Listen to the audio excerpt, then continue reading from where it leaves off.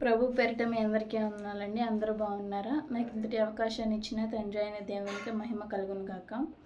ఈరోజు వాక్య సారాంశం ఏంటంటే, సౌలు పౌలుగా మారిన తర్వాత అతడు ఏమేం కార్యాలు చేశాడు, దేవుని కొరకు ఏం చేశాడు అన్నది మనం తెలుసుకుందాము. సౌలు జీవితం దేవుణ్ణి తెలుసుకోముందు సౌలు జీవితం ఎలా ఉందో చెప్పాను. అలాగే సౌలు మారడానికి గల కారణం ఏంటో చెప్పాను. తర్వాత మారిన తర్వాత సౌలు ఎలా ఉన్నాడో ఇప్పుడు చెప్తాను. సౌలు మారకముందు ఎలా ఉన్నాడు, సౌలు జీవితం ఎలా ఉందంటే, క్రైస్తవులందరూ స్త్రీలను పురుషులను ఈడ్చుకొని మందిరంలో నుంచి బయటికి ఈడ్చుకొచ్చి వాళ్ళని చంపి కొట్టి చెరసాల్లో బంధించి, క్రైస్తవులని తెలిస్తే మందిరానికి వెళ్ళేవారు, దేవుణ్ణి ఆరాధించేవారని తెలిస్తే వాళ్ళని చిత్రహింసలు పెట్టేవాడు. అలాంటి సౌలు దేవుడు మాట్లాడాడు, సౌలా సౌలా నీవు నన్ను ఎందుకు హింసిస్తున్నావు? అక్కడ హింసించేది దేవుణ్ణి ఆరాధించే ప్రజలను, కానీ దేవుడే స్వయంగా నన్నే హింసిస్తున్నావని మాట్లాడినప్పుడు సౌలు అక్కడ తన హృదయాన్ని మార్చుకున్నాడు. సౌలు పౌలుగా మారాడు. మారిన తర్వాత పౌలు గారు తన జీవితం ఎలా ఉంది, దేవుని కొరకు ఎంతగా వాడబడ్డాడు, ఎంత పరిచర్య చేశాడో నేను మీకు తెలియజేస్తాను. ఫస్ట్ చూసుకున్నట్లయితే యేసుని గురించి ప్రకటించి ఒక అపోస్తులుడు అయ్యాడు. తర్వాత ప్రపంచమంతా తిరిగి సువార్తను ప్రకటించాడు. అనేక కష్టాలు ఎదుర్కొన్నాడు, చెరసాల్లో ఉన్నాడు, నిందలు భరించాడు, అవమానాలు భరించాడు, ఎన్నో భరించాడు. చూసుకున్నట్టు ఎన్నో ఉపద్రవాల నుంచి ఆయన దేవుని సువార్తను ప్రకటించినట్లు బైబిల్ గ్రంథంలో చూడగలం. మనం చూసుకున్నట్లయితే అపోస్తుల కార్యముల గ్రంథము 9వ అధ్యాయం 20వ వచనం. వెంటనే సమాజ మందిరంలో యేసే దేవుని కుమారుడని ఆయనను గూర్చి ప్రకటించుచూ వచ్చాను. చూసుకున్నట్లు యేసే దేవుని కుమారుడని ప్రకటించుతూ వచ్చాడు. అంతకుముందు దేవుణ్ణి ఆరాధించేవారు. యేసుక్రీస్తు ప్రభువారు ఆయన నిజమైన దేవుడని ఎవరైతే ఆరాధిస్తున్నారో వాళ్ళని ఈడ్చుకుపోయి చెరసాల్లో వేసిన సౌలే ఇప్పుడు ఏమని ప్రకటిస్తున్నాడు? సమాజ మందిరంలోకి వెళ్ళి యేసే దేవుని కుమారుడని ప్రకటిస్తున్నాడు, దేవుని సువార్తను ప్రకటిస్తున్నాడు. అలాగే చూసుకున్నట్లయితే కొరింథీయులకు రాసిన పత్రిక 11వ అధ్యాయము 23వ వచనం నుంచి 27వ వచనం. పౌలు గారు దేవుని నమ్ముకున్న తర్వాత ఎలాంటి పరిస్థితుల్లోనూ అతడు వచ్చినా కానీ దేవుని సువార్తను ఎలా ప్రకటించాడో చూద్దాం. కొంత శ్రమ రాగానే మనం అయితే మారిపోతాం. కానీ పౌలు గారు చూడండి, చూసుకున్నట్లయితే నా సొంత మాటలు ఏం చెప్పట్లేదండి, బైబిల్ గ్రంథం ఆధారం లేకుండా నీది చెప్పను. చూసుకున్నట్లయితే 2 కొరింథీయులకు రాసిన పత్రిక 11వ అధ్యాయం 23 నుంచి 27వ వచనం వరకు.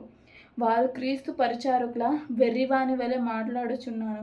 నేనును మరి ఎక్కువగా క్రీస్తు పరిచారకుడను, మరి విశేషముగా ప్రయాసపడితిని, మరి అనేక పర్యాయములు చెరసాలలో ఉంటిని, అపరిమితముగా దెబ్బలు తింటిని, అనేక మార్లు ప్రాణాపాయములలో ఉంటిని. ఇక్కడ చూసుకున్నట్లయితే నేను ఎక్కువగా క్రీస్తు పరిచారకుడను, మరి విశేషముగా ప్రయాసపడితిని. ఎక్కువ ప్రయాసపడిండంట క్రీస్తు పరిచారకుడు, దేవుని కోసం పరిచర్య చేసే వ్యక్తి. సౌలుగా తన జీవితం ఎలా ఉంది, దేవునికి వ్యతిరేకంగా ఉంది. పౌలుగా మారిన తర్వాత దేవునికి పరిచారకుడయ్యాడు, సువార్తను ప్రకటించే వ్యక్తిగా అయ్యాడు, విశేషంగా ప్రయాసపడ్డాడు. సువార్తను ప్రకటించడానికి ప్రయాసతో భారంతో ఆయన ముందుకెళ్ళినట్లు చూస్తూ ఉన్నాము. అనేక పర్యాయాలు చెరసాల్లో ఉంటిని, అపరిమితంగా దెబ్బలు తింటిని. ఎంతోమంది పౌలు గారు క్రీస్తుని గురించి ప్రకటిస్తూ ఉన్నప్పుడు ఆయన్ని కొట్టారు అపరిమితముగా.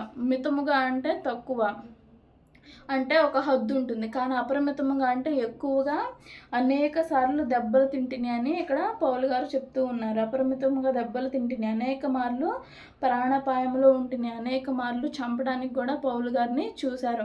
అలాంటి పరిస్థితుల్లో కూడా పౌలు గారు సువార్తను ప్రకటిస్తూనే ఉన్నారు.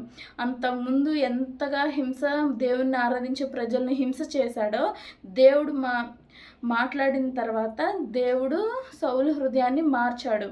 ఎంత పాపినైనా మార్చే శక్తి దేవునికి ఉంది. మనం ఎలాంటి పరిస్థితుల్లో ఉన్నా దేవుడు మార్చగలిగే గొప్ప దేవుడు మన దేవుడు. మారిన తర్వాత చూసుకున్నట్లయితే పౌలు గారు దేవుని కొరకు నిజంగా క్రీస్తు ప్రేమను మనం తెలుసుకున్నట్లయితే అసలు ఆయన్ని మనను విడిచిపెట్టం.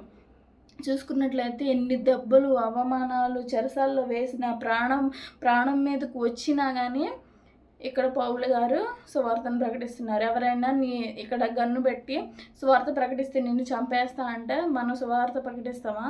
లేకపోతే కత్తితో పొడుస్తా అంటే సువార్త ప్రకటిస్తామా? ప్రాణాపాయం మీదకి వచ్చిన, చెరసాల్లో వేసిన, అపరిమితంగా దెబ్బలు కొట్టిన ఇక్కడ పౌలు గారు సువార్తను ప్రకటిస్తూనే ఉన్నారు.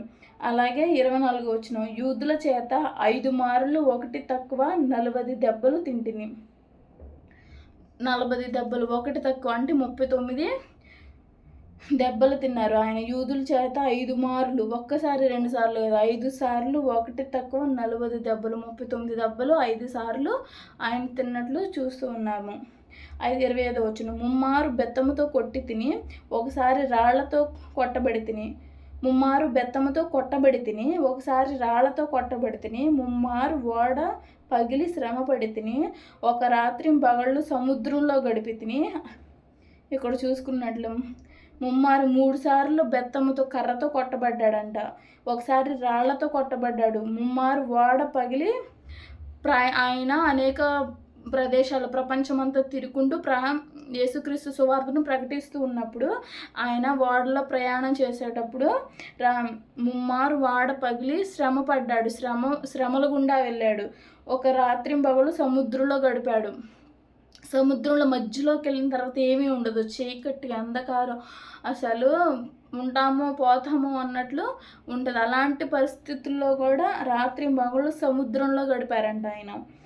26 వచనం, అనేక పర్యాయములు ప్రయాణములోను, నదులనైనను, ఆపదల్లోనైనను, దొంగల వలనైనను, ఆపదల్లోను, నా స్వజనులైనను ఆపదల్లోను, అన్ని జనుల వలననైనను ఆపదల్లోను, పట్టణంలో ఇక్కడ చూసుకో అనేక మంది నుంచి ఆపదలు ఎదురైనట్టు చూస్తున్నాం. ప్రయాణాల్లో నదుల వలన ఆపదలు వచ్చింది, తర్వాత దొంగల వలన ఆపదలు వచ్చింది, స్వజనుల వలన ఆపదను వచ్చింది, అన్ని జనుల వలన ఆపదను వచ్చింది.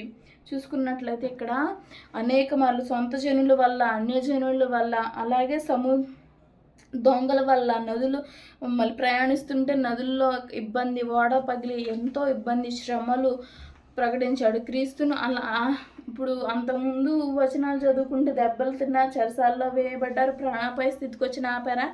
ఆపలేదు.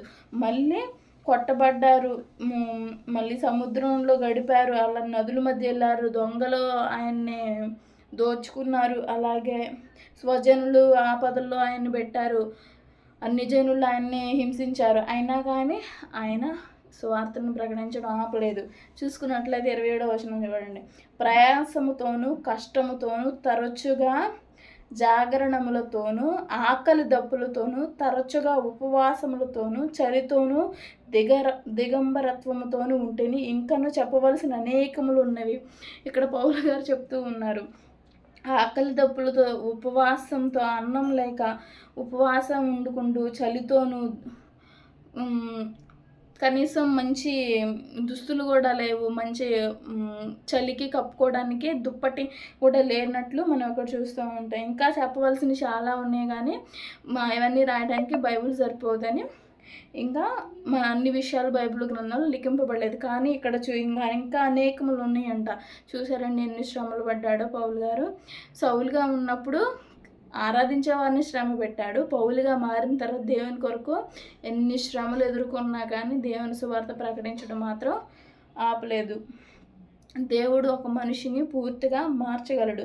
సౌలు ఎంత చెడ్డగా ఉన్నా కానీ పౌలుగా మారాడు. పౌలుగా మారిన తర్వాత ఎంత గొప్ప వ్యక్తిగా మారాడో చూడండి. సౌలుగా ఉన్నప్పుడు చెడ్డవాడిగా ఉన్నాడు, పౌలుగా మారిన తర్వాత ఎంత గొప్ప వ్యక్తిగా మారాడు. చూసారండి, సౌలు జీవితాన్ని చూసుకున్నట్లయితే మనం అలా ఉండకూడదు. అలాగే పౌలు గారి జీవితాన్ని చూసుకున్నట్లయితే ఆయనే బైబిల్ గ్రంథంలో అనేక పుస్తకాలు రాశారు. ఆయన గురించి లిఖింపబడిందంటే దేవుడు పరిశుద్ధాత్మ ద్వారా బైబిల్ గ్రంథంలో ఆయన గురించి లిఖించారంటే ఎంత గొప్ప పరిచయం చేసి ఉంటాడండి. ఎంత చెడ్డవారిని, ఆయన పాడైపోయిన వారిని కూడా దేవుడు మార్చగలడు. అలాగే దేవుని కొరకు వారిని వాడుకోగలడు. నిన్ను నన్ను కూడా దేవుడు వాడుకోనగలడు. యవనస్తులు దేవుని కొరకు వాడబడాలి. చిన్న వాక్యం దేవుడు మీ హృదయంలో ఫలింపజేయను గాక. ఆమేన్.